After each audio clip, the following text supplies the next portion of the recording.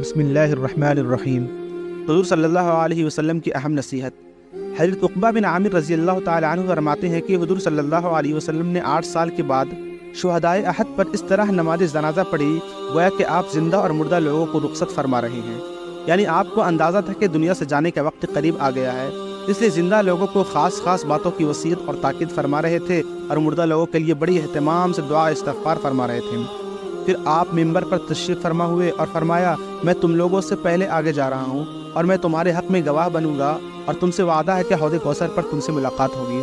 और मैं अपनी इस जगह से इस वक्त हौज़ कौसर को देख रहा हूँ, क्योंकि अल्लाह ताला ने दरमियान के तमाम पर्दे हटा दिए हैं।